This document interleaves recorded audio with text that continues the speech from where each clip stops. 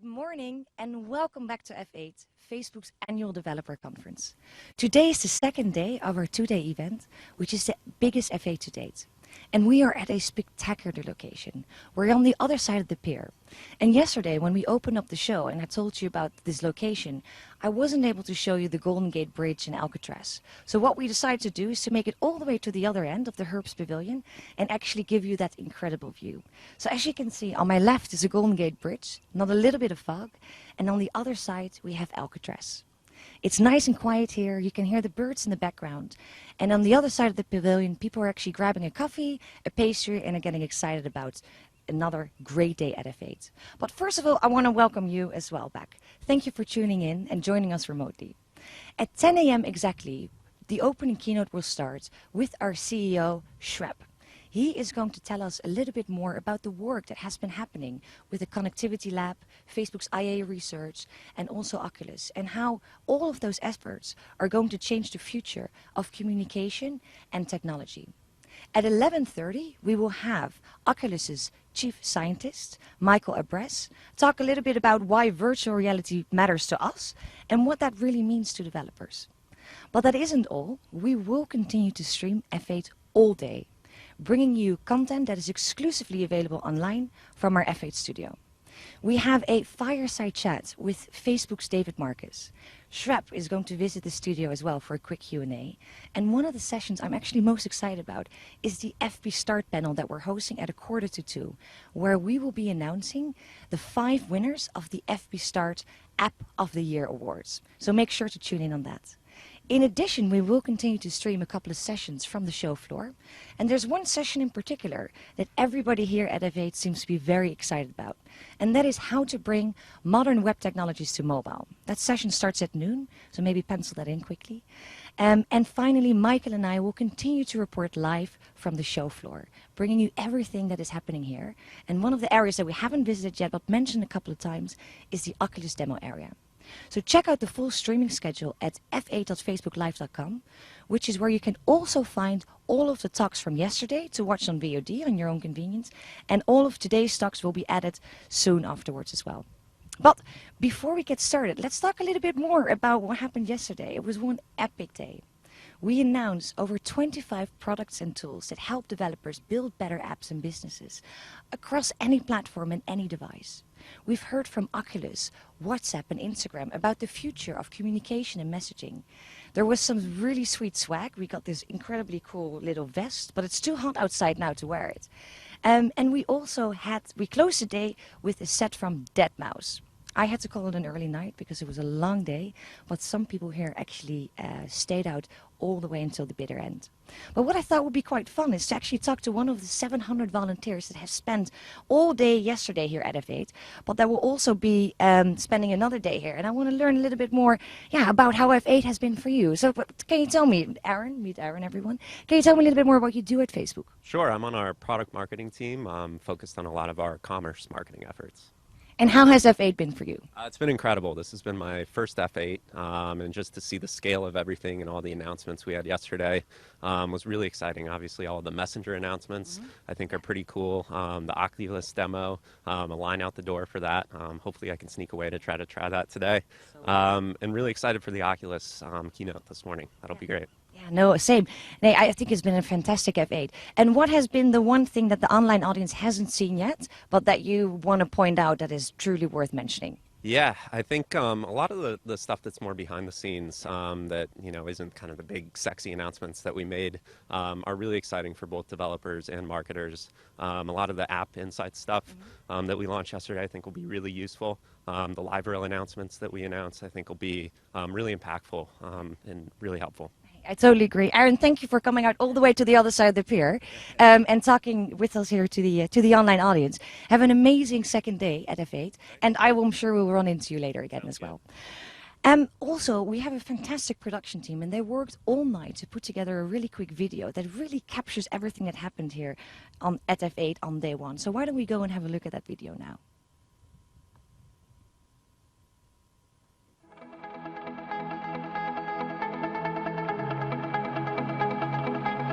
We want to make sure that we always put people first. People are getting the power to share and express themselves in all these new ways. Emotion and expression are core to the way we communicate every day. These are the things that really matter, and these are the things that allow people to connect with the world around them. And for people, it means a richer, more unified conversation. The new F8, it's about bringing our whole community together.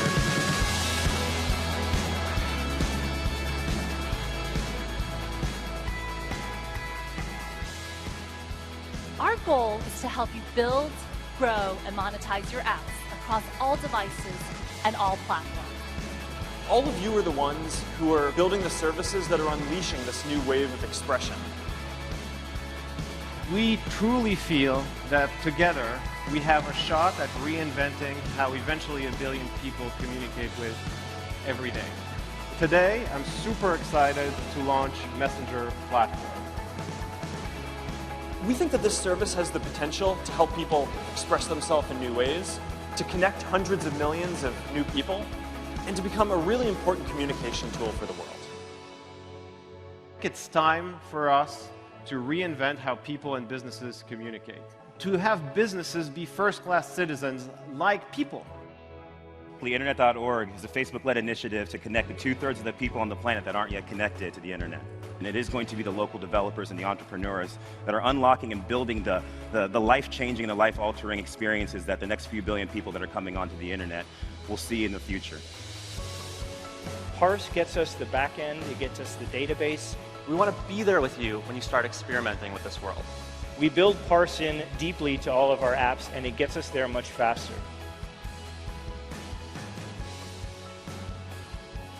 We're seeing many more devices come online. These are all going to be connected. This is the world we're going to live in.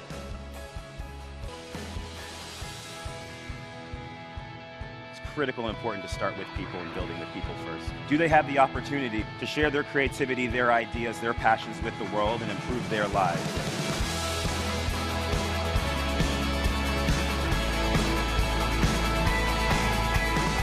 People need to be able to express everything that matters to them with all of the different groups of people that they care about. This is how we give people the power to share and to make the world more open and connected.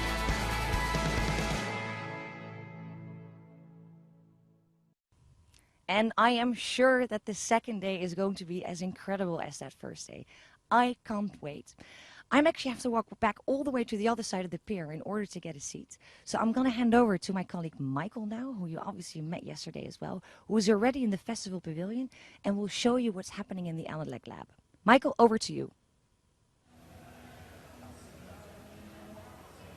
Well, thanks, Elka. Welcome back to our online audience, streaming again from around the world. Once again, I'm Michael Huang, and I'm here at the Festival Pavilion with Liz Gilmore. Thanks so much for joining us, Liz. Hi, nice to see you guys. So tell us a little bit about your role here at F8. Yeah, so I work with the team here that did the entire event, and I'm actually the design lead. So I did all the branding, the visual narrative, all of the sets and the visuals, and all the graphics. Fantastic. So how did you come up with the concept for this year's design? Yeah, well, the idea is that we're on the water, so waves is a natural way to kind of take an identity. And then we actually wanted to have a scientific kind of feel to it, so we based the brand off of something called a Lissajous curve. So a Lissajous curve is when sine and cosine waves come together, and when they meet, it creates like this harmonic motion. So we thought there was a really nice narrative between Facebook and then the developer community, as they're two separate entities, but when they come together, they work together and kind of have this really symbiotic relationship. So deep and so true. So how have you guys actually designed that into the pavilion? A lot of the curves you'll see in the branding were actually created via code. So we use engineering and code and algorithms to actually generate all of true Lissajous curves. And then we use those in the space. And then obviously the wave wall behind us, it was kind of a physical manifestation of that movement, the linearity of the brand itself, and kind of really helps fill the space and a large punch to what the actual narrative is to it, yeah. How many feet of rope is that? It's actually 24,000 feet of rope total in the entire space. And the production people want to like drop it all off at my apartment because they don't know what to do with it afterwards. afterwards. I'll take some off your hands. So how many people have been involved in the design and the production? It seems like a massive amount of work. Well, it's me as a design lead, and then I work with two amazingly talented designers that help me do all of this, do the website, do the code, and then obviously the amazing events and marketing teams here. We're a small team because it takes a village, but it's a great team to be on. It's fantastic and so impressive. Thank you so much for taking the time to speak with us. Hi, Mom and Dad in Arizona. I love you. I don't know you, but hi as well. Thanks so much again. We're going to take a quick little walk over to the Analog Research Lab. We're going to be speaking with two people who work at the lab at Facebook who are joining me right here. We have Margot Merrill Fernandez and Scott Bohms. Thanks so much for joining me. Thank you. So tell us a little bit about the Analog Research Lab and the role it plays at Facebook. Sure. The Analog Lab is kind of a mini designer/maker studio within Facebook, and we do a lot of different things. We make posters, we teach classes, and a lot of the work that we're producing is really designed to poke and prod at the culture of the company and just get people to sort of pull them out of their day-to-day and think about the things that they're making and question just about anything. And we just want people to be engaged and interested in what's kind of going on within Facebook and the world, and finding new ways to build new products, and just encourage them to contribute. Fantastic. So show us one or two of these posters here. Do you have any favorites? I think one of the ones that really kind of resonates with the company right now is this, actually over here, this idea of give more than you take. And so we really want to, within the lab and within the company itself, we want to give back to the world, and hopefully we're, giving back more than we're asking for from people.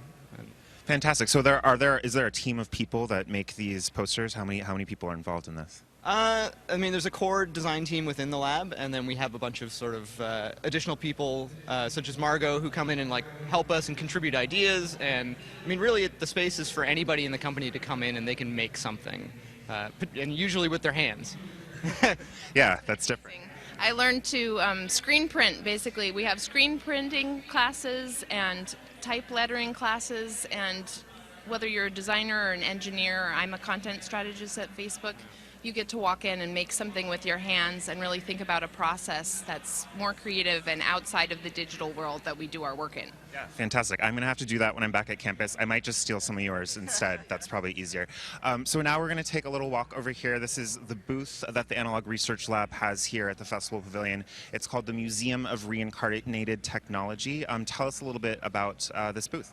So this came up as an idea. We wanted to really have a presence here at F8 and not just make posters, although we are making posters inside.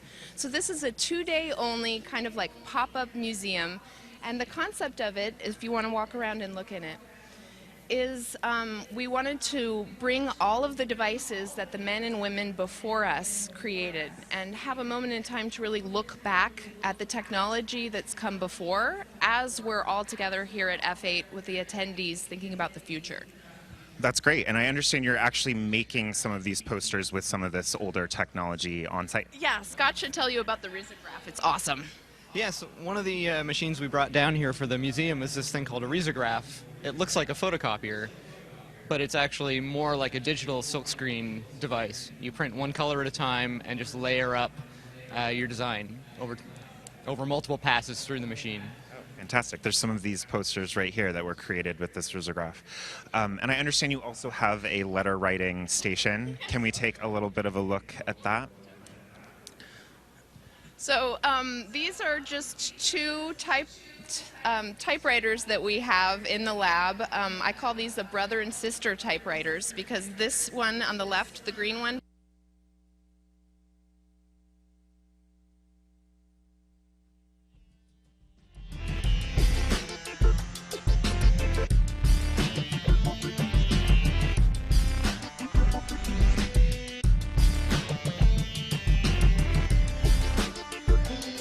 my typewriter. We're done.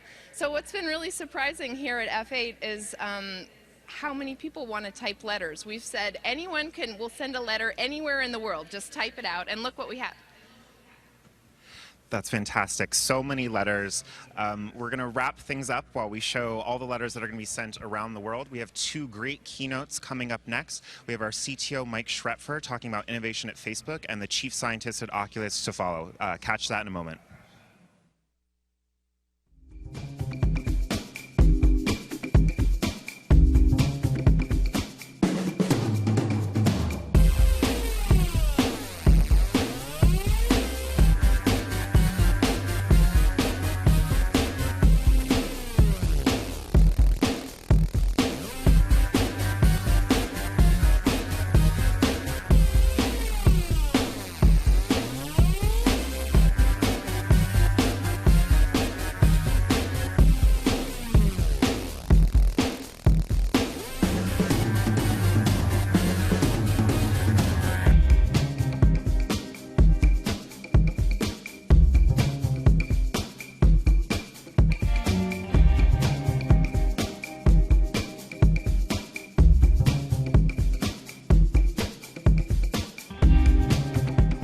Officer Mike Schrepfer. Good morning. How you guys doing? You ready to have some fun? We got some good stuff to talk about today, because today we're going to talk about the future. The future we want to create where the world is more open and connected, and what we need to do over the next decade to make that happen. When we think about this future, we think there are 3 core problems we need to solve. The first is we need to build services that scale to the entire planet. This means not tens of millions or hundreds of millions or billions, but services that are truly at planetary scale. And we need to connect all of those on the internet who aren't yet connected. The second core problem we need to solve is creating computer systems that understand context and information, that can help us navigate the world, that can help all of you deal with the problem you have every day, information overload. And the third thing we need to do is build immersive new technologies that truly give you a sense of presence, that can teleport you to a new place, to create these shared moments, experiences, and memories with the people you care about. When you think about the progression of these technologies over the years, we've had huge advances that connect the planet together. If I wanted to send a message to New York 200 years ago, it would take me 10 days on the Pony Express. The railways took that down to 3. The telegraph introduced speed of light communication, instantaneous, coast to coast. The telephone was the first time we had a new natural interface. I picked up the receiver, I spoke into it, instead of transcribing my text to Morse code. And on the other end, the receiver, you can listen to what I'm saying, and you hear not just the words, but the content in the tonality of my voice. Am I happy? Am I sad? All of this millennia of evolution in your brain and your inner ear, allowing you to interpret the meaning of the words by the tone, by speaking into the receiver. Natural interfaces. When we added a camera to that phone, we introduced circa 2015 state-of-the-art intercontinental communication technology, video chat. It gave us just a glimmer of this third area, this sense of presence. Because not only can I hear you, I can see you, and I can see where you are. Is it sunny outside? Is it night or is it day? Is it raining? It doesn't make me feel like I'm actually there with you, but I get just that little taste of maybe I am there with you, and a sense of where you are. So what we need to do over the next 10 years is really take all of these 3 areas, connectivity, natural interfaces, and true presence, to the next level. Let's talk about what this means, starting with connectivity. Over the last 7 years, we've had to invest tremendous amounts into the core infrastructure of scaling the Facebook family of services to billions of people all across the planet. And that starts with just the foundational layer, the actual physical infrastructure. You can see here our 4 open compute data centers. These are Facebook designed, engineered, built, and owned. They are some of the most state-of-the-art data centers in the world, use technologies like free air cooling to dramatically reduce power and water use in the data center. To give you a sense of scale of these buildings, because it's a little hard to tell from these pictures, if you were to park the latest generation aircraft carrier next to one of these buildings, there's often 4 on a site, the building would be just a little bit longer. This is 1,300 feet approximately, end to end. Rows and rows of machinery down these data centers. They give us massive economies of scale. These economies of scale allow us to reliably provide Facebook to billions of people all over the world. And if you were to go inside these data centers and look at the equipment there, what you're going to see is stuff that we've built and designed. This is not just cooling and UPS and electrical systems. This is racks. These are 8 different classes of servers, storage units, and in our latest data center, a next-generation flat interconnect fabric, a network design completely built by us. And when you put all of these pieces together, we've saved at least $2 billion over the last few years just on this foundational layer, just on the hardware. And you think about that amount of savings, it is really, when we talk about connecting the planet, that sort of economies of scale is required in order to affordably build the sort of services we're talking about. And the best part about this, it's not just for us. You can use this too. 4 years ago, we introduced Open Compute, a revolutionary new idea where we took the ideas of open source software and applied them to hardware. And said, here's the designs for our data centers and our servers and all the equipment in them. Let's put them together and you can use them too. And this isn't theoretical. Other people have deployed entire data centers, deployed servers. If you look at the Open Compute project 4 years later, it is the who's who of hardware manufacturers. Some of the latest entrants who have joined the Open Compute initiative are HP, Juniper, and Apple Computer. And Riot Games, when they deployed open compute infrastructure, said that they've saved about 50% in their infrastructure costs. So this is foundational technology, not just for Facebook, but for all of you, so that together we can build the services that truly scale across the planet. And this is just the hardware layer. When you move up one layer in the stack and you say, I need something to run all my application code, build applications that run in my data center, you need some sort of runtime. For us, it's HHVM, a state-of-the-art JIT-based VM for PHP. This has, between when we first deployed it and replaced Zen PHP to now, at least a 10x efficiency win for us. Dramatic increase in efficiency. And again, this is not just for us. Lots of other companies, Box, Wikipedia, have deployed HPHP. Wikipedia has seen about a 5x increase in efficiency and 50% to 2x increase in efficiency and 50% to 2x increase in performance in many operations, because we've open sourced HHVM. It's one of our more popular open source projects. So you've got this middle tier that allows you to build your application logic, and then on top of that, you need to actually build the front ends. You need to build the front end on the web, front end on mobile. This is where React comes in. Anyone here use React? Yeah. React is awesome. I have never seen so much excitement about a technique and a technology for building front-end applications. And again, this looks like the who's who of the internet industry. If you have used Facebook on the web, if you booked your room here on Airbnb, if you watched a movie on your TV via Netflix, you've used React and you didn't even know it. Again, this is open source. It is actually our most popular open source project now, so it's available for all of you to contribute and use. But there's been one big missing piece, and that's what we're here to announce today, which is React Native is now open source, available for all of you to use.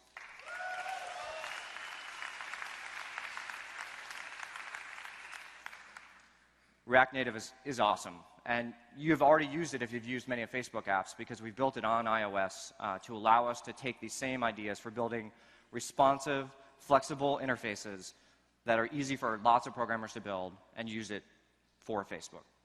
And open source isn't just a one-off thing for us. We have over 240 active open source projects. Almost all of them are actively deployed on Facebook infrastructure, meaning this is production code we're using, not just random stuff we create and throw out. There have been thousands of external open source contributors, and we estimate well over 10 million lines of open source code contributed by Facebook worldwide. So this is our commitment to build these services in the open with you. This is the first part, building services, software, infrastructure that scales across the planet. The second part of planetary connectivity is making sure that everyone can participate in the internet. This is a problem that all of us in this room probably take for granted. You're all here on 4G or possibly Wi-Fi, and it probably wouldn't surprise you that 4G distribution across the world isn't that broad. There's many places in the world that don't have access to 4G. You say, well, what about 3G? Yep, more people have 3G access, and even if you go back to Edge or 2G, which most of you probably haven't used for a decade, it still doesn't cover the entire planet. We'd estimate 1 to 3 billion people do not currently have access to internet data.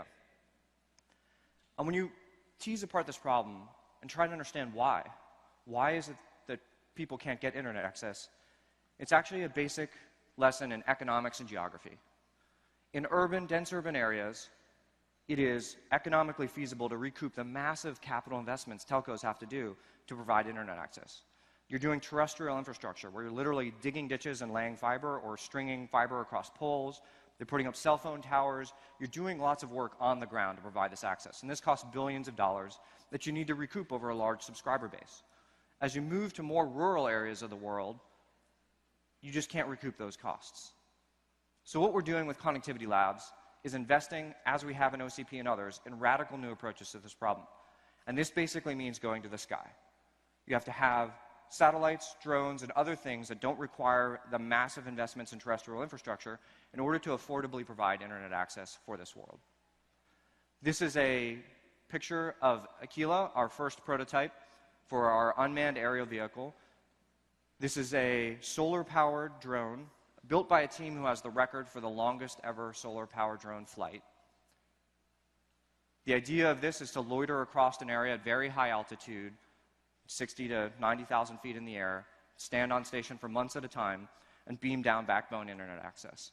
From this photo, it's hard to get a sense of scale, and this is an early prototype for testing out the aerodynamics. To give you a sense of the scale of this thing, this is us actually constructing the full-scale version. This is several wing segments, so this is actually one of the wing segments. And if we were to show this thing in real life, It is the wingspan greater than a 737 plane. All of you are probably familiar with that. And it has the mass of a small car. So it's a massive wing structure with solar panels so that it can stay aloft for long periods of time. This is one of many initiatives that we're doing that we'll be able to talk in a lot more detail about later this year to provide internet connectivity for the whole world. So that's phase one. We need to get the whole world on the internet and provide all of you to build the technology needed to build services to scale. The second problem we need to solve is this information overload problem. And the most common question I get when I talk about AI is like, why is this so hard? What's this a picture of? Anyone? Dog? Right? My 21-month-old boy can nail that question. Dog. Right? To a computer, this is a confounding question. What is this? This is a series of pixels. For developers in the audience, you know what I'm talking about. Pixels are just dots. They represent individual parts of this image. Each of these pixels is typically an RGB value, red, green, blue. And to a computer, each one of these images are the same.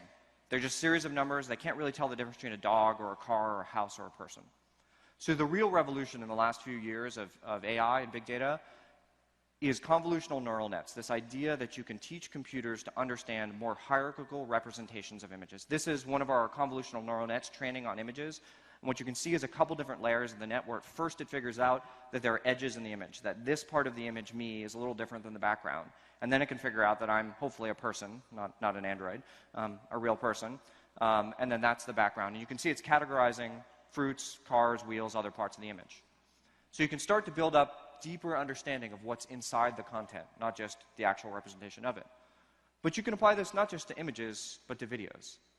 I'd ask you, if I showed you a sports clip and asked you to tell me what kind of sport it is, how many different kinds of sports do you think you could name? A dozen, 100, 300 different sports? Kind of for fun, we said, can we build a classifier that classifies 487 different kinds of sports? So let's see this in action. So I can tell you what you're looking at here. Up on the top of the screen, you'll see the actual top two categories. It classifies as a number of categories, but the number one is what category it thinks the sport is. This is just by looking at the pixels in the video. So it's looking at the video clip and trying to figure out what kind of sport is this. So you'll see this one's basketball. It's a fairly easy one. This is the easy clips. Baseball, badminton, rafting, table tennis. These are pretty easy if you actually think about it, fairly easy to identify. As you can see, we have a very strong confidence interval. We're actually completely confident, 1.0, that this is table tennis. But the cool thing about these systems is you can get them to understand very minute differences between sports. Think about all the different sports that involve skating and hockey. When I got into this, there's more than I realized. Let's look at some of these. Ice skating, synchronized skating, figure skating, artistic roller skating, that's roller skating. Oh, that's short track speed skating. Hockey, sledge hockey, underwater hockey. I had to look that one up on Wikipedia. Got to have robot combat. I'm not sure that's really a sport, but yes, freestyle slalom skating. This is team favorite, mountain unicycling.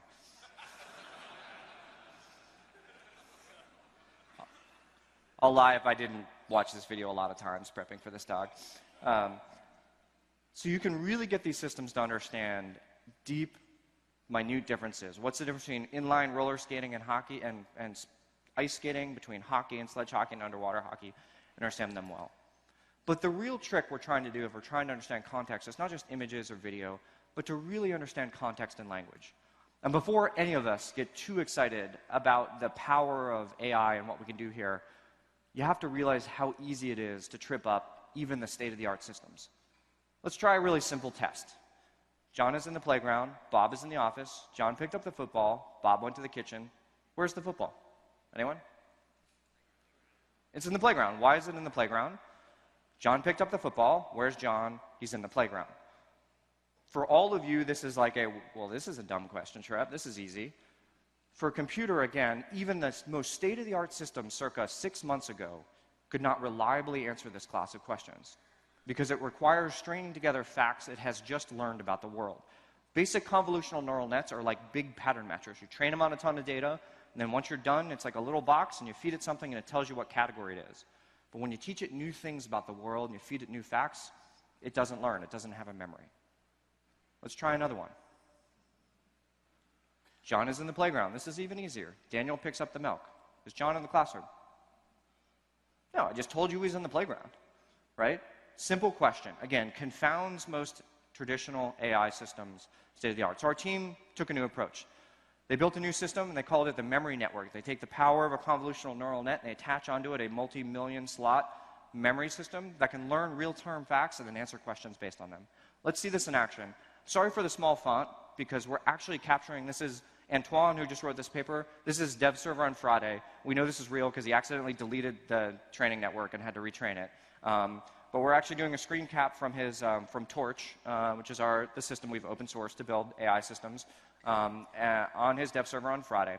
And what we're doing is this memory neural net has a short-term memory, so you can answer questions on facts it's just seen. And so we like Lord of the Rings. Everyone likes Lord of the Rings, right? So we fed it a very cribbed version of the Lord of the Rings. If you can see this in the audience, it's kind of Bilbo went to the cave, Gollum dropped the ring, Bilbo took the ring, went to the Shire, Frodo got the ring, went to Mount Doom, dropped it there, went back home. You know, kind of the quick Cliff Notes version of the Lord of the Rings. Misses all the cool battles, but, you know, it's a computer. So prior to seeing this text, this system knew nothing about the Lord of the Rings. It was not trained on classics. It wasn't read a corpus of Tolkien. It just has seen this for the first time right before we answer this next command, and we start asking it similar questions you just saw. Things like, where's the ring? Again, you have to understand that Frodo had it, he went to Mount Doom, and he dropped it there, and so it's at Mount Doom. Well, what happened before that? Well, Bilbo had it before that, and he was in the Shire, so the ring was in the Shire. And then where is Frodo now? Well, he went back to the Shire. So you can see complex chaining of facts together, understanding of time and relationship between objects and time. This is a true breakthrough in what we're doing in artificial intelligence.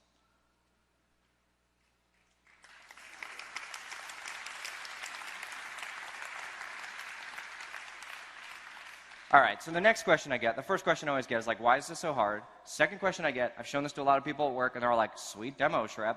What the heck does this have to do with Facebook? Like, cool, Lord of the Rings, I get it. I don't understand. And that's where this comes in. When you think about the problem we're trying to solve, all of you have seen this. We had our data scientists do a very deep study in the content production of cat videos on the internet. They've determined after extensive study that it's exponential in terms of the growth of cat videos on the internet. And breaking news, the amount of hours in your day is constant. This is the attention problem. Y'all are supposed to laugh there, but that's all right. Everyone knows why engineers aren't good at jokes timing?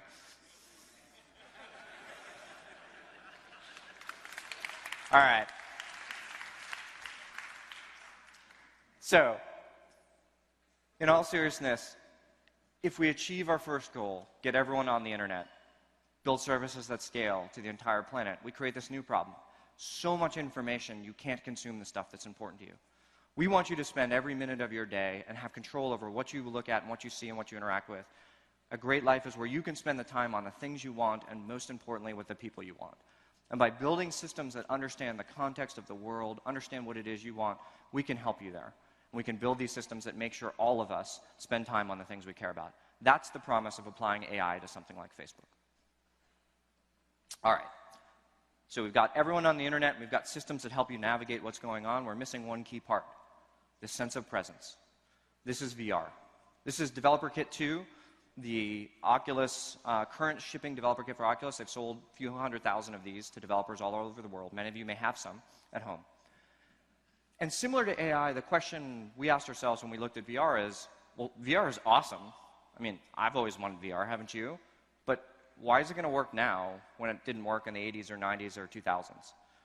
And when you look at it, you realize what was required to make VR work now is that every core component that's part of VR, this is, if you look at the Developer Kit 2, you've got integrated circuits and IMUs and gyros to track location. You've got a high-resolution screen. You've got a high-resolution, high-performance camera to do 6-degree of freedom tracking so you can see where the head is positioned at any one point in time. And you've got to manufacture all of this at a cost that's reasonable for a consumer to buy.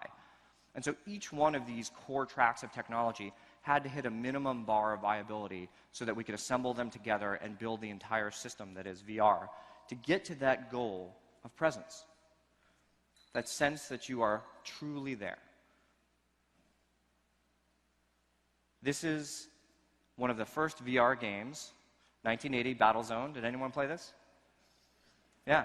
If you remember, it was like a big stand-up arcade thing, and it had like a pair of goggles you'd look in, you kind of stare and you look in it. And for those of you who haven't played, you are immersed in feeling like you are driving a tank, right? Anyone feel like they're actually driving a tank right now? This is state-of-the-art 1980s vector graphics with equivalently state-of-the-art beep-boop-bop sound going next to it. And I tell you, in the 1980s, if I had invented a magic pair of goggles that perfectly injected photons in the real world into your eyes, and I powered it with something like this and said, you're in a tank, there's not a second that would go by that you would think you were actually there. Let's see what we can do with 2015 consumer technology. So this next demo is a game under development.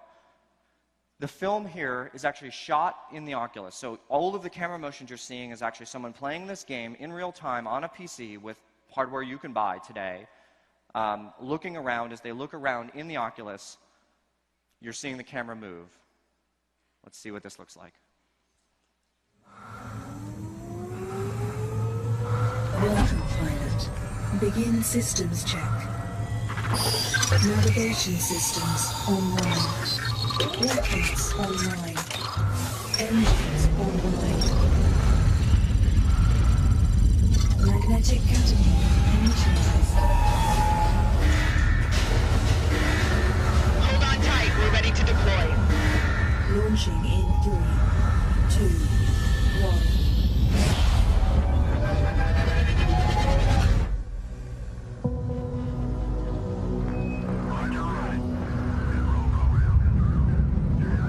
Listen up, this is Lieutenant Kavik.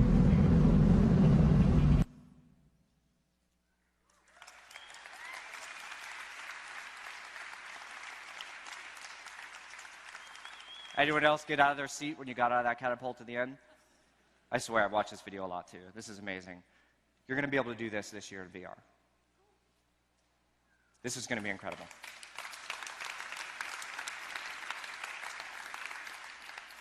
And you're going to be doing it in something shipped by Oculus. This is Crescent Bay, the latest prototype of what we're building to build VR.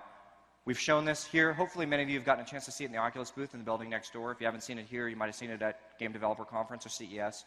We've shown this to thousands of people. And just like here, people are waiting in lines, this is at CES, for hours at a time in order to see the magic of presence and the magic of VR. And after thousands of demos, we know we are just on the cusp, just getting there, to get that sense of presence, where for a moment, your conscious brain is overruled by your subconscious, which says you are not where you think you are. When you're standing on the top of the building, you can't step forward when I tell you to, even though you're in a room and not in a building. So we know we're just getting to that minimum bar of presence this year with what we can build with VR technology. Okay, again, sweet demo, Shrep. What the heck does this have to do with Facebook? VR is awesome. Why is Facebook talking about this?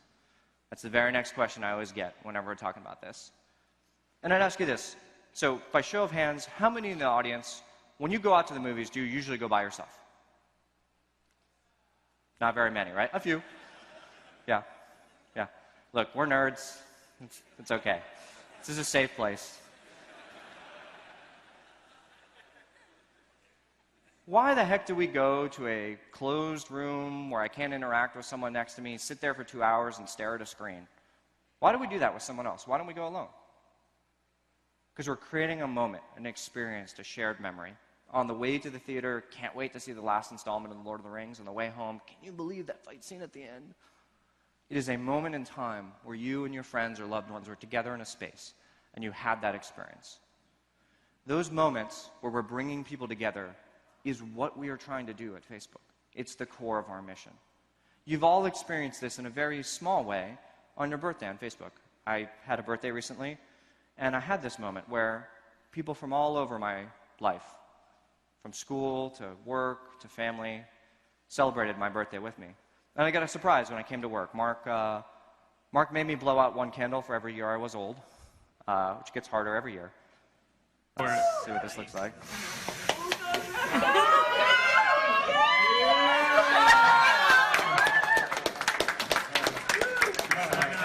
Yeah, barely made it. Got to work on that lung capacity for next year. It was a fun moment. So a reverent, fun little moment. It was a surprise. So lots of people I care about weren't there to celebrate it with me. But thanks to Facebook, they could. We shared the video. They all could see it and participate in it with me. But these moments in life that are amazing and you want to bring everyone in with you towards happen all the time, not just on birthdays. Any parent in the room knows this happens all the time. Just this weekend, Sunday, my 4-year-old rode for the first time without her training wheels. It's an amazing event. And it's one of those moments where I wanted everyone. I wanted her grandparents, her nieces, her nephews, her uncles and aunts. I wished everyone could have been teleported to that moment.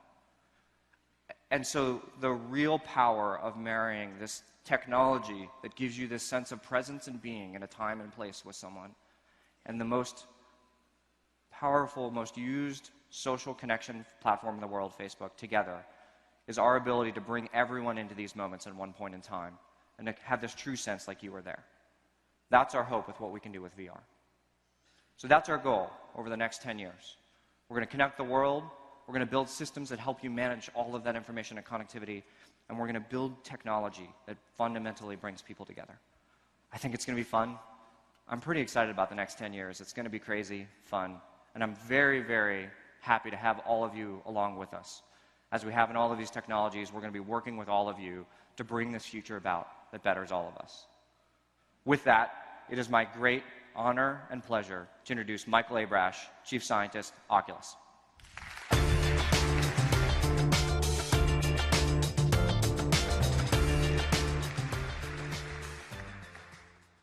Good morning.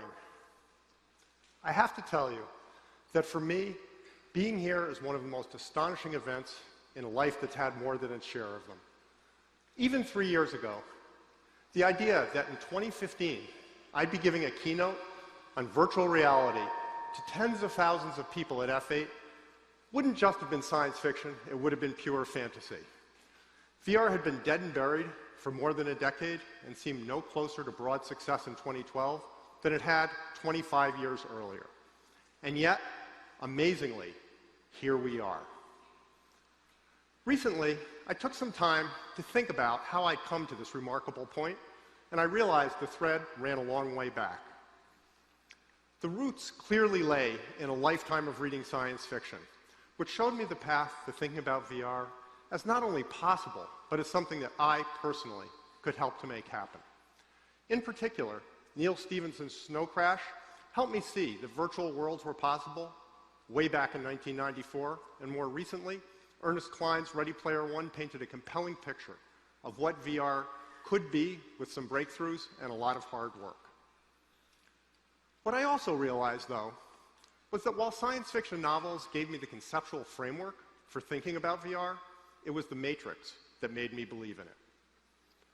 Even though it was based on technology that won't exist for decades, if ever, The Matrix gave me a deep sense of what VR could someday be like. Not only how real it could be, but also how exciting it would be to bend and stretch that reality. So I went back and watched The Matrix again, and it was just as fun and inspiring as I had remembered. What I hadn't remembered, though, is that just before we learn that humans are batteries, there's a speech by Morpheus that does a remarkably concise job of summing up what it is that's truly unique about VR. Here's that speech. What is real? How do you define real? If you are talking about what you can feel, what you can smell, what you can taste and see, then real is simply electrical signals interpreted by your brain.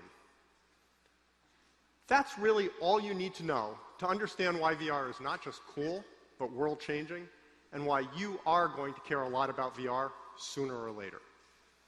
Let's dive into the implications of Morpheus' speech. The place to start is with understanding what virtual reality really is. Most people focus on the virtual part of virtual reality, meaning artificially generated inputs to the perceptual system. However, the right place to focus is on the second word, reality. Morpheus asked the question that's at the heart of today's talk, what is real? Then answered his own question with, real is simply electrical signals interpreted by the brain. He made two critical points with that sentence. The one most people pick up on is that we, our conscious minds, never actually interact with the real world. Instead, we interact with signals from sensors in our eyes, in our ears, in our skin, on our tongue, in our nose, in our balance organs, and throughout our body.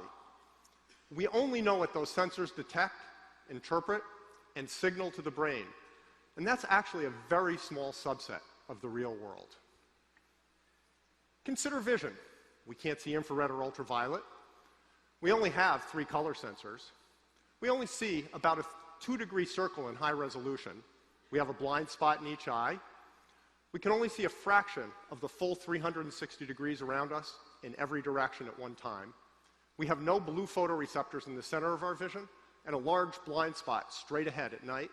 And everything but the plane we're focusing on is blurry. Rich as it seems to be, our visual data is actually astonishingly sparse. But even if we were able to accurately record the magnitude and direction of every photon that reached our eyes, we'd still have far too little data to be able to reconstruct the world accurately. For example, I'm pretty sure most of you have seen the dress. Is this a blue and black dress in yellow light, or a white and gold dress in blue light? Given the photons reaching your eyes, it's an unsolvable problem. No passive sensor is capable of resolving that ambiguity. In order to form a coherent model of the world, our perceptual system has to make assumptions and send its best guess to the conscious mind. And this particular picture is so ambiguous that some people see it one way and some the other. It's noteworthy how deeply certain people are about whichever guess their perceptual system makes. They just know they're right. And here we come to the second and less noted part of Morpheus's definition of reality. Real is just electrical signals interpreted by the brain. The way the brain compensates for the limited data it receives is by maintaining a model of the real world that it constantly updates as new data comes in. And it is that model, not the real world, that you actually experience and trust implicitly. Don't believe it? If you're experiencing the real world right now, why can't you see your blind spot? Why aren't you aware that you can't see blue straight ahead? Why can't you tell that you're only seeing an area about the size of your thumb in high resolution? It's because your brain has a model that fills in those gaps with its best guess at the state of the world at every moment. And it's that model that you actually see, hear, feel, smell, and taste. At the core of the reality that each and every one of us experiences lies the fact that we're inference machines, not objective observers. By which I mean that there is, presumably, a real world out there. And your brain is taking the very limited signals coming from your sensors and trying to infer what the state of that real world is based on its internal model. It's one thing to listen to words about how we infer reality, but it's another matter to actually experience it. So let's look at an example where the inference mechanism breaks down.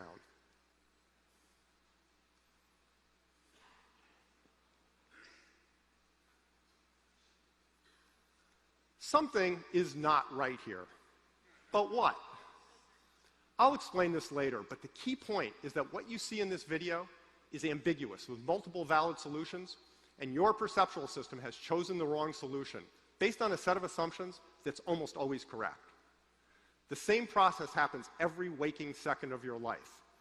The only difference is that you normally infer the correct solution to the state of the world. The fact that reality is whatever your mind infers from the nerve impulses sent by your sensors based on its model of the world is at the heart of what makes VR different and more powerful than anything that has come before.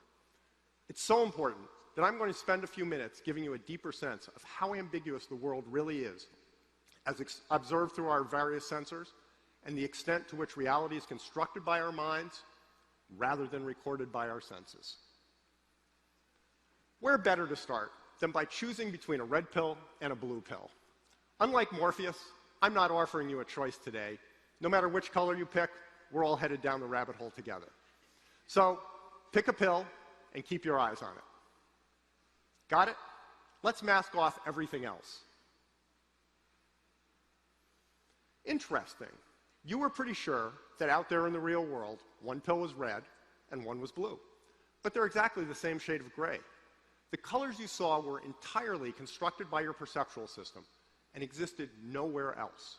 In fact, let's look at the original slide again. What color are the pills now? It doesn't even make any difference that you know they're both gray. You still see red and blue. So what does that say about how well your perceptions correspond to the real world? Welcome to the rabbit hole. And yes, I know it looks like I photoshopped this slide. By definition, it's hard to show you visual illusions that don't look photoshopped. So your packet contains a physical version of the pills that you can check out later and verify that I'm not cheating. Let's look at some other illusions and what they tell us about how we perceive reality. Some of these may not work perfectly for some of you. It's a bit unpredictable doing illusions on a big screen, but they should work well enough to make the important points. Take a good look at the blue tiles on top of the left cube. Okay, now take a good look at the yellow tiles on top of the right cube. You think those are colors you're seeing now? Let's mask off everything but those particular tiles. They're all exactly the same shade of gray. This is similar to the pill illusion we just saw, but it's clearer here what's happening. Your visual system isn't interested in whether the photons coming from a tile in a random image are red or blue or gray. Knowing that didn't keep anyone from being eaten by lions on the savannah. What it is interested in is identifying potentially relevant features in the real world under a variety of conditions. When you look at an object, what your eye gets to work with is an approximation of the spatial distribution of wavelengths of light. But what your brain cares about is the actual color of the object. So your visual system constantly corrects for the lighting in a scene. Given the apparent lighting in this scene, the best guess is that the left tiles are blue and the right tiles are yellow. Here's another example that shows that your visual system is reverse engineering reality rather than just recording it, this time involving brightness. See the white tile under the desk and the black tiles just outside the desk? Again, let's mask off everything else. And again, they're both exactly the same shade of gray. But if one of them is in shadow and is that shade of gray, it must be white. And if another one is in bright light and is that shade of gray, it must be black. Your visual system does the inference for you automatically, and what you see is white and black rather than gray. Let's look at how we perceive form next. Here we have a nice square checkerboard. Let's add some dots and see what happens. This happens because some line detectors fire that normally wouldn't be triggered by a checkerboard. When we have a regular checkerboard, your visual system deploys cells with sensitivity to contrast edges at various orientations, represented by this starburst. And of those, it detects high contrast edges at exactly two orientations, the horizontal and the vertical. So you see right angles, as you'd expect. But if we switch to the bulging checkerboard image and deploy the same perceptual mechanisms to detect orientation, your visual system detects high contrast not only at the horizontal and vertical orientations, but also on slightly slanted axes as well. As a result, the perceived orientation is skewed. Rather than looking orthogonal, the corners look bowed. The checkerboard is a 2D demonstration. Next, let's straddle 2D and 3D.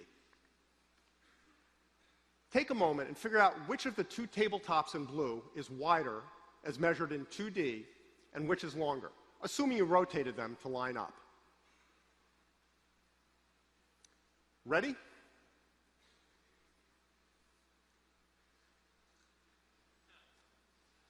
They're exactly the same size. Think the shape morphed while it moved? So did I the first time I saw it. So let's do this. Take the shepherd's table figure out of your packet. Punch the left-hand table out of the paper and place it over the right-hand table. I'll wait.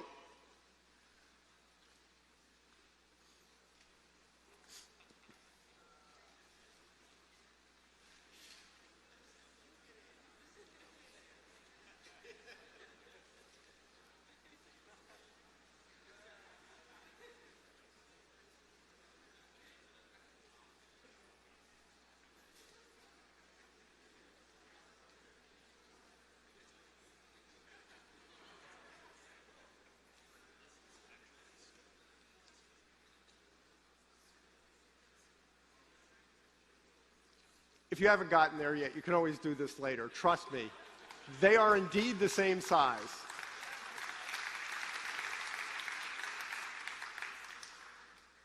We live in a 3D world, and the 3D objects implied by the 2D shapes of the tables are quite different from each other.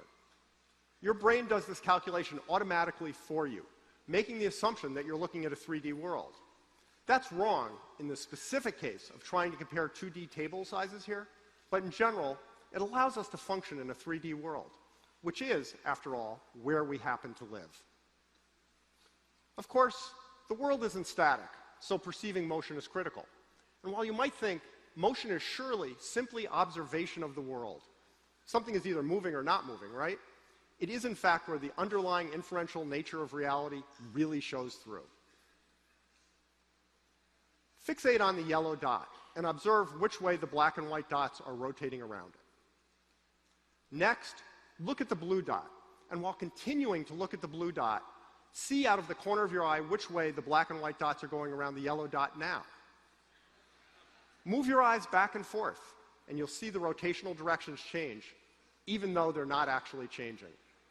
If that doesn't work for you, look at either dot, then move your eyes up until you see the direction change. Motion detection takes its cues from the highest frequency, that is, most detailed elements of the scene.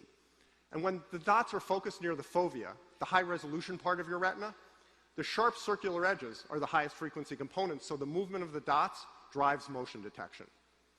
Away from the fovea, however, there's not enough resolution to pick up those edges clearly, so motion detection is based on the movement of the lower frequency patterns within each dot.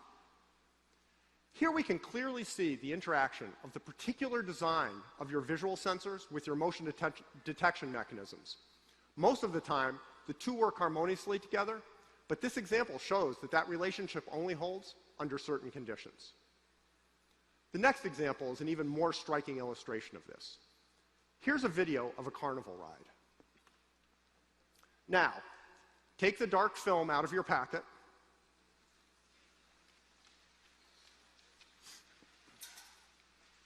Put it over your left eye like this, making sure to keep both eyes open, and look at the video again.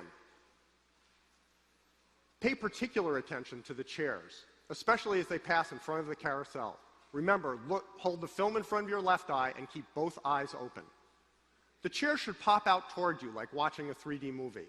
It doesn't work for everyone, but most people can see the effect clearly. You can also see an interesting 3D effect as the chairs cross the trees at the lower right.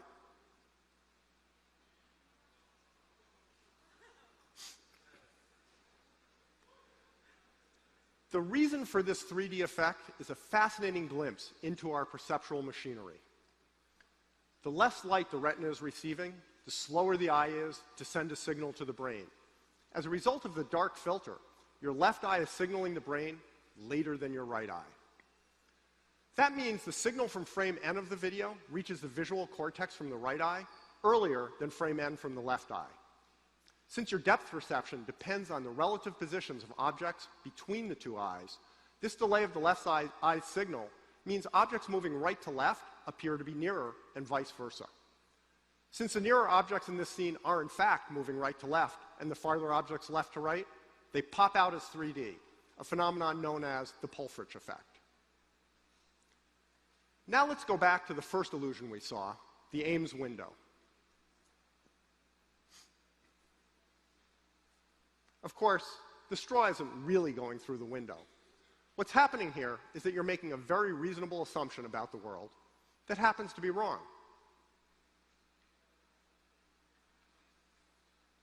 There are a number of cues on the window that imply a perspective that doesn't exist. So your visual system infers that the window is spinning backward for half of a full rotation. As a result, the straw seems to rotate right through the window. This doesn't match any reasonable model of reality, so you end up seeing something impossible. The next example also makes a wrong assumption, but doesn't wind up with an impossible solution, just an incorrect one.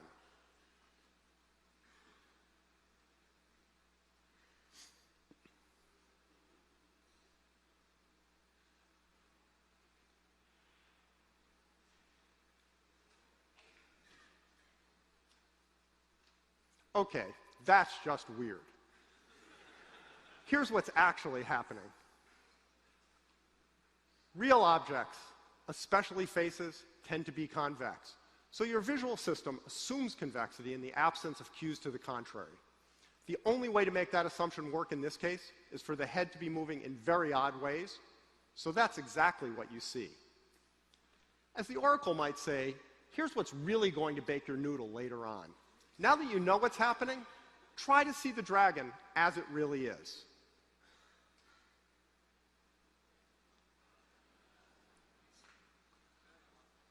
I bet you can't do it. A little bit of conscious knowledge isn't going to undo millions of years of evolution and a lifetime of looking at faces. There are many other visual illusions, as well as all sorts of audio, touch, smell, taste, motion, orientation, and balance illusions. These tell us a great deal about our perceptual system, but our model of the world is constructed out of many inputs across all our senses, so multi-sense illusions are even more revealing about the inferential nature of reality. We only have time to look at one of these, the McGurk effect, but it's one of the best demonstrations I've seen of how we construct reality. Bar, bar, bar, bar, bar, bar, bar. Obviously, she's saying bar, bar, bar. Now let's watch a slightly different video. Bar, bar, bar, bar, bar, bar, bar. Here we can clearly hear her saying far, far, far. Except that she isn't. The video shows her saying far, but the audio track is still of her saying bar exactly as she did in the first video. The visual input overrode the audio. To make it crystal clear what's going on, let's look at this one more time. Once again, we'll have a soundtrack that says bar, but this time we'll have a split screen with a face saying far on one side and a face saying bar on the other. As this plays, move your eyes from one side to the other and observe how what you hear changes. Bar, bar, bar, bar, bar, bar, bar, bar, bar.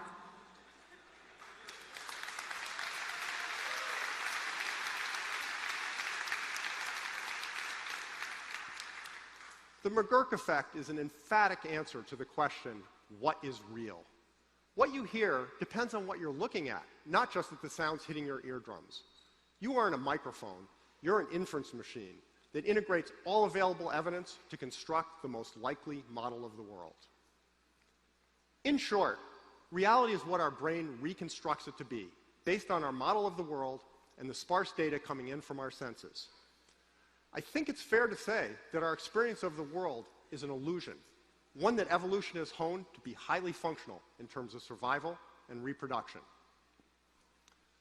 Since the primary objective of the perceptual system as it evolved was to stay alive, it operates rapidly and automatically. As the McGurk effect demonstrates, given a particular set of inputs, we have very little conscious choice about the reality we'll experience. That's why the rare cases where you actually can choose the experience stand out, like this Necker cube, where you can flip between looking at a cube from above and from below. Which brings us back to virtual reality and why it's different from anything that's come before. VR is about experiencing a virtual world as real. And what we've just learned is that an experience is real to the extent it convinces your perceptual system and brain, because experiences are nothing more or less than whatever your mind infers from the data it receives. And our perceptual system does that inference automatically, regardless of what the conscious mind knows. What that means is that virtual reality, done right, truly is reality as far as the observer is concerned. So what does it take to do virtual reality right? As it turns out, virtual reality doesn't have to replicate the real world in order to work. It just has to provide the right inputs in order to satisfy the relevant sensors and drive the correct inference. To paraphrase Morpheus, some rules can be bent, others can be broken. For example, many of you will get to experience the demo of the latest iteration of the Rift, Crescent Bay, during F8.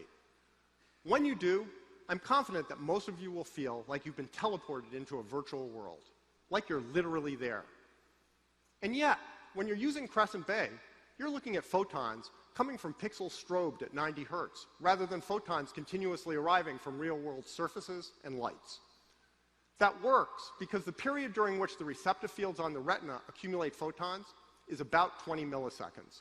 And the structure of those fields is such that they respond just as well to the photons arriving in several short bursts as they do to them arriving continuously from real-world surfaces.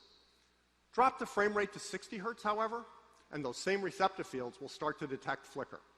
Drop it to 10 hertz, and motion will cease to appear smooth. In fact, Crescent Bay's display system differs from the real world in many ways, but by taking advantage of the physiology of the visual system, it nonetheless produces the desired signals to the brain. So part of making virtual reality work is learning how our sensors can and can't be driven to send the right signals to the brain. The other, less obvious part is learning what it takes to get the brain to make a desired inference. For example, remember this?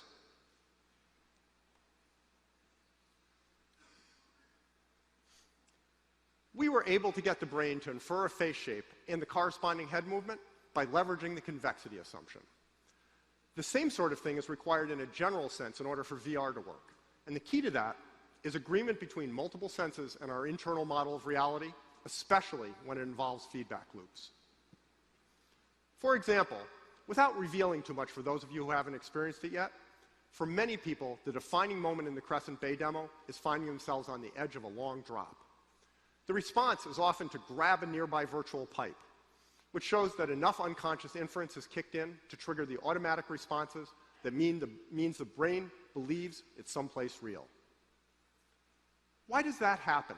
While the scene where Neo climbs out onto a ledge outside a building and looks down 1,000 feet never makes anyone grab for support.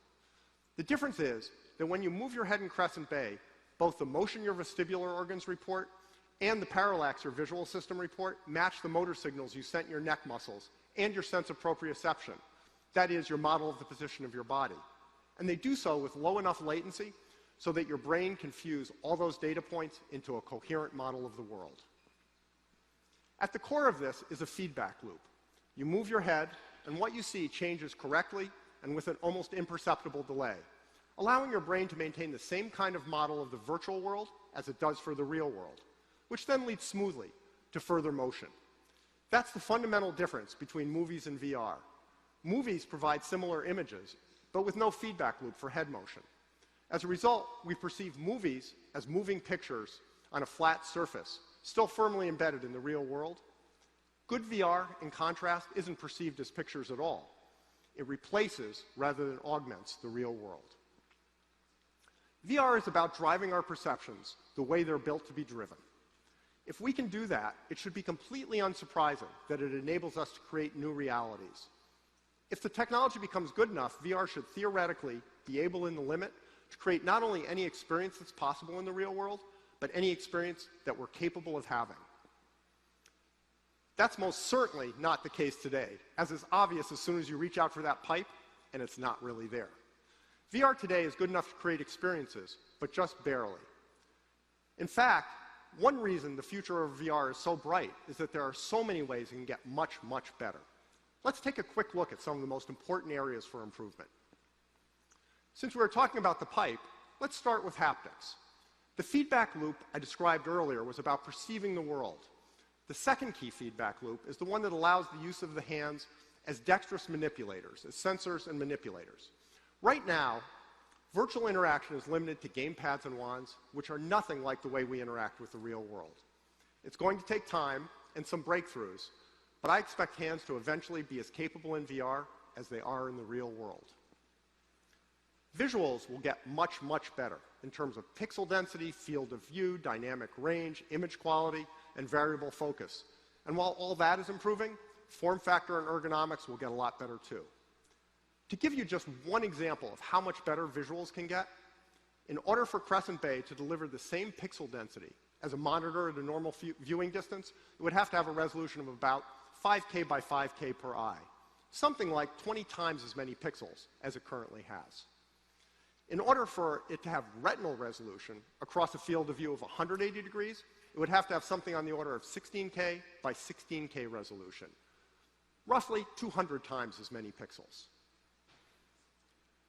VR audio is going to get a lot better fast. Unlike most aspects of VR, no hardware breakthroughs are needed to make this happen, just a lot of compute power and the motivation to figure out how to bring audio spatialization and propagation to consumer products. And VR creates that motivation in a big way. VR computer vision and tracking are going to evolve rapidly in a number of ways. Tracking the human body is obviously critical. Virtual worlds won't seem fully real until you can see your own body. And you won't truly feel like you're sharing an experience with others until your brain accepts their avatars as people, which means tracking eyes, faces, hands, and bodies. I expect that you'll also be able to pull the real world into VR. You'll want to be able to import your coffee cup so you can pick it up without taking off your headset. And ultimately, you'll want to be able to see your keyboard and mouse so you can use them in an infinitely configurable virtual workspace. Finally, you'll be able to map your surroundings so you can stand up and walk around. Surprisingly little is understood about the human perceptual system, and even less is known about how to drive it. It's easy for me to casually say that we'll be able to use our hands as dexterous manipulators, but in fact, the science and engineering of that are embryonic.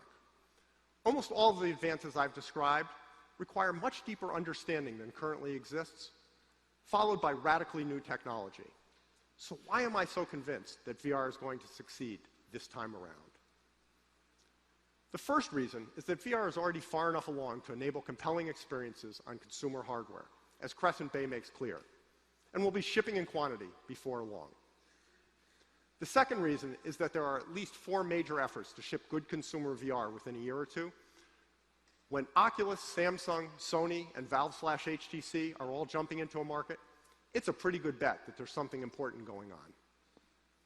The third reason is that developing better VR technology is hard and will require long-term commitment. Facebook's acquisition of Oculus was an important moment for this. Once that happened, there was no longer any doubt about whether VR would get the runway it needed to fulfill its potential. The final reason is the march of technology. This was my first computer, a 4 megahertz Z80-based vector graphics VIP system, for the bargain price of $6,000. Pretty sweet, huh?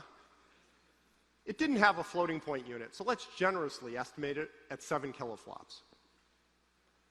NVIDIA just announced the Titan X, a desktop graphics card that delivers 7 teraflops, a performance increase of about 1 billion times in about 33 years.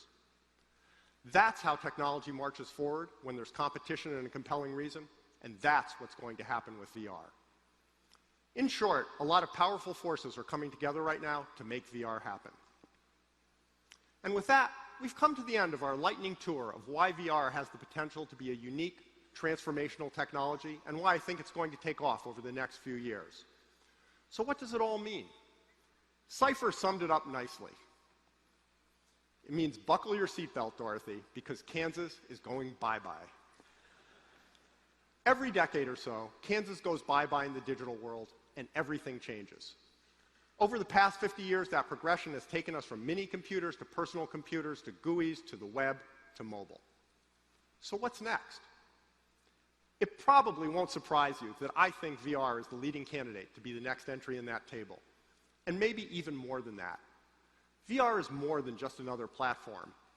In the long run, it has the potential to create the whole range of human experience. And while it'll be a very long time before all of that potential is fulfilled, the process is well underway. The shift to virtual reality is going to bring huge changes, both for us as developers and for society as a whole. If you think about the implications for work, gaming, and social networking of being able to experience whatever you want with anyone in the world, in any space you can imagine, it's clear that VR has the potential to change almost everything about the way we live. Lots of important pieces aren't in place yet. No one even knows the right locomotion mechanisms or input conventions, let alone how VR movies will work, or what the equivalent of the Facebook wall will be, or what kind of games people will want to play in VR, or, most important in my opinion, how people will want to interact virtually with each other. But all that will get figured out, a process that will open up huge opportunities. And all of us in this room are lucky enough to have a chance to play a part in making it happen. The interesting question is how long it'll be before you personally decide to make the jump to VR. Maybe you'll want to be on the leading edge. Maybe you'll wait for the technology to prove itself. But VR is potentially world-changing and incredibly cool, and it's really happening, so sooner or later, you will want to be a part of it. I'm hoping it's sooner. Thank you.